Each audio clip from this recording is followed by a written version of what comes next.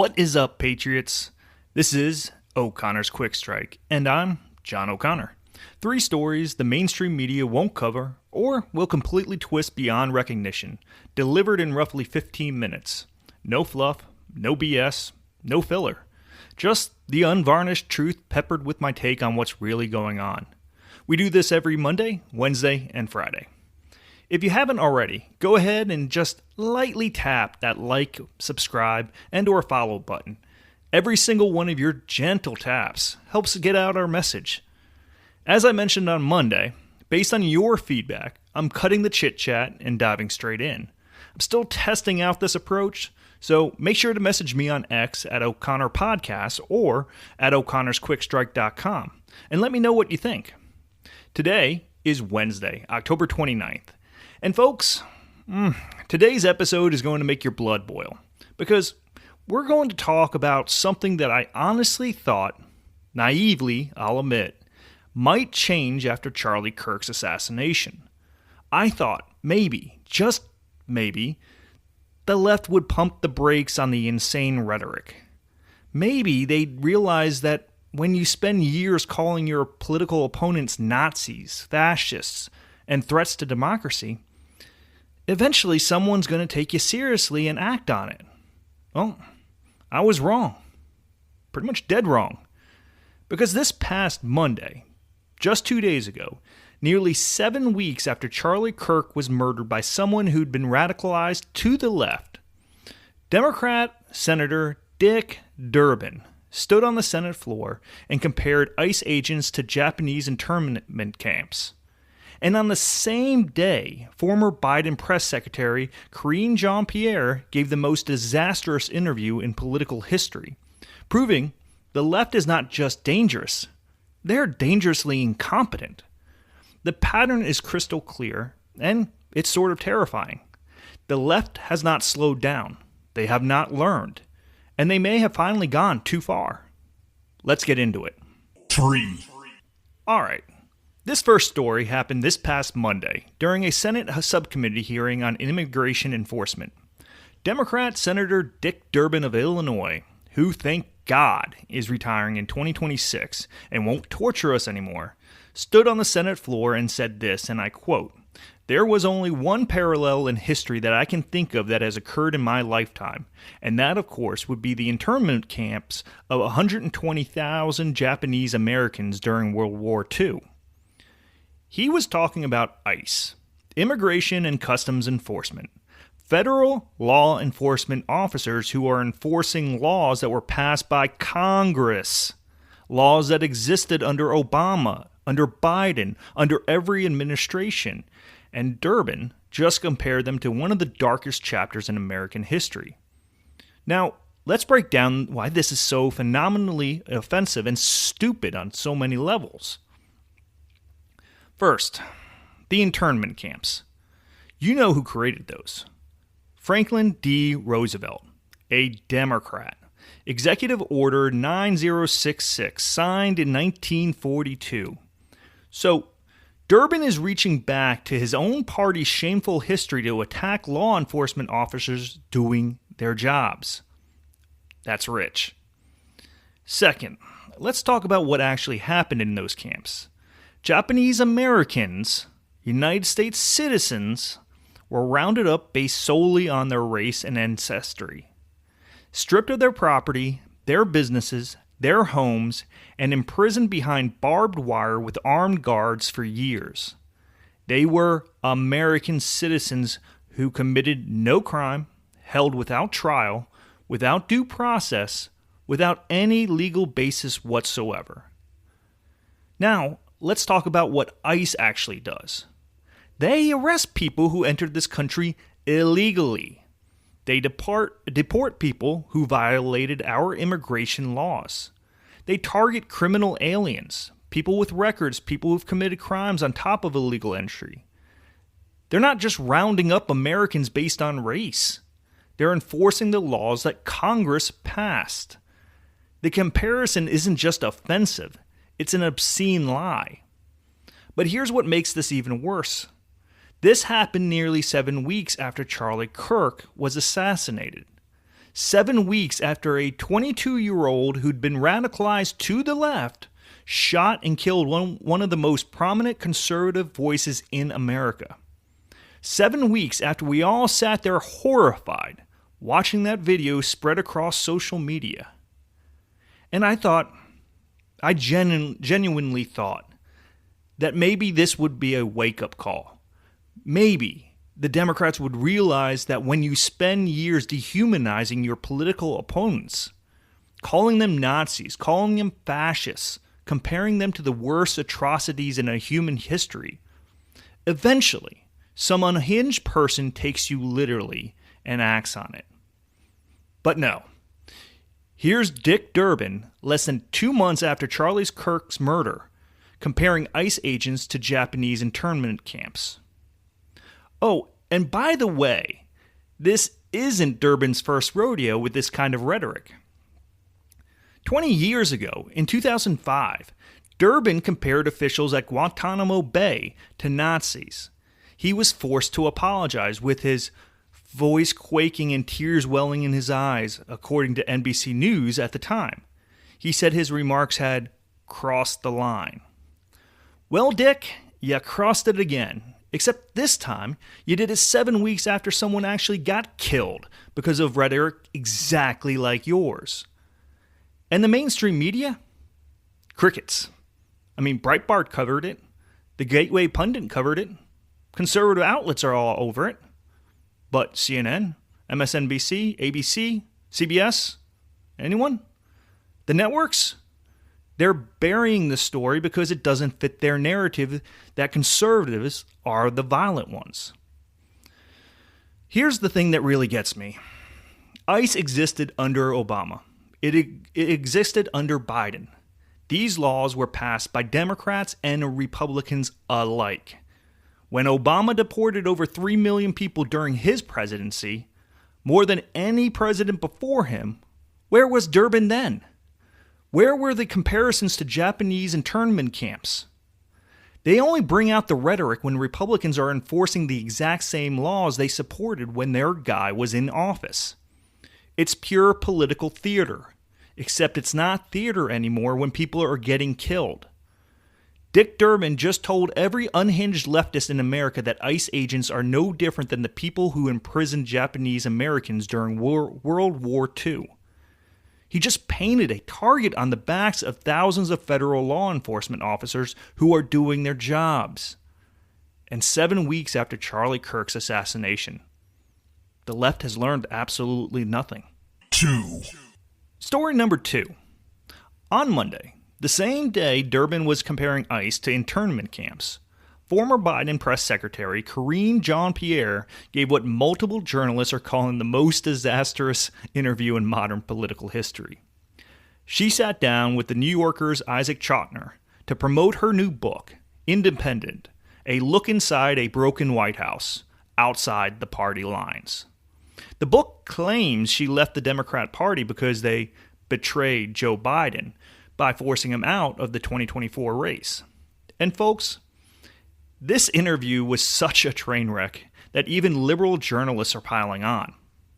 Jonathan Chait from New York Magazine, a liberal outlet, called it an absolute train wreck and said it should inspire follow-up reporting. How was KJP hired for her job in the first place?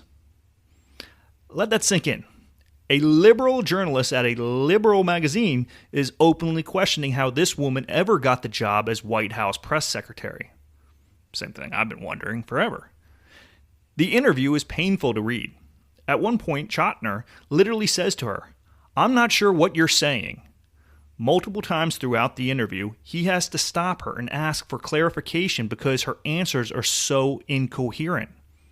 Here's my favorite part. The title of her book is Independent, A Look Inside a Broken White House, Outside the Party Lines. So naturally, Chotiner asks her about the broken White House she refers to in the title. Her answer? She claims she's talking about Trump's White House, not Biden's. Even though the book is about her time working for Biden, even though she left the Democrat Party over how they treated Biden, but somehow the broken White House in her book is about Trump's White House? All right. Journalist Josh Barrows summed it up perfectly. This is painful. Chris Cicilza, another journalist, wrote a whole article titled The 21 Cringiest Lines from Karine Jean-Pierre's Car Crash New Yorker Interview. 21. He found 21 separate moments that were so bad, they deserve to be highlighted. But here's what's really important about this story.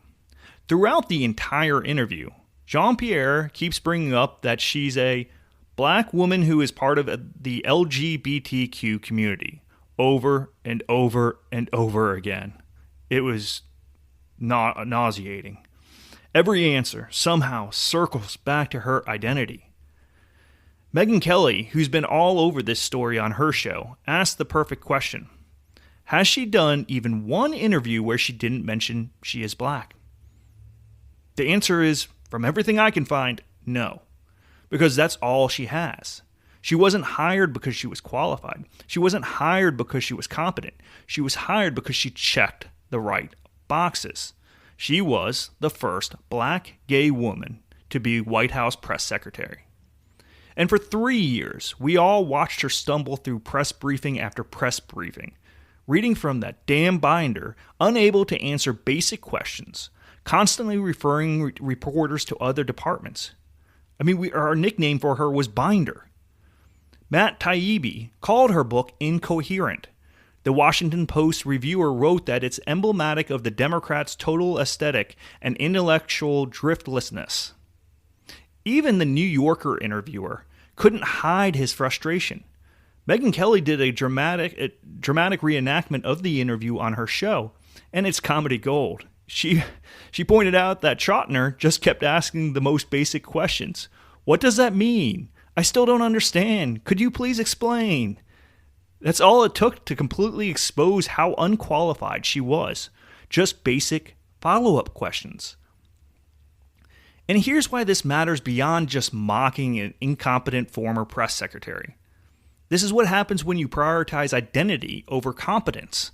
This is what happens when you hire someone to be the voice of the White House, the face of the administration, the person responsible for communicating policy to the American people, and you choose them based on their race and sexuality instead of their qualifications. Karine Jean-Pierre was in one of the most important communication positions in the world. She briefed the press daily. She spoke for the President of the United States. And she couldn't string together a coherent answer to basic questions about why she left the Democrat Party or what her own book was about. This is DEI in action, folks, and we all suffered for it. The American people deserved better than someone whose only qualification was checking demographic boxes. The left hasn't just failed to learn from Charlie Kirk's assassination. They've doubled down on the very policies and rhetoric that got us here. Story number 3. And this one is going to make you proud. While Democrats are busy comparing them to war criminals, ICE agents are out there actually doing their jobs, and doing them brilliantly. This past Saturday night, Breitbart's Bob Price got an exclusive embedded access with an ICE operation in Houston, Texas. And what he witnessed was nothing short of impressive. 40 federal officers, a combination of ICE enforcement and removal operations, Customs and Border Protection officers, and Border Patrol agents, conducted a 4-hour nighttime sweep through Houston's high crime corridors.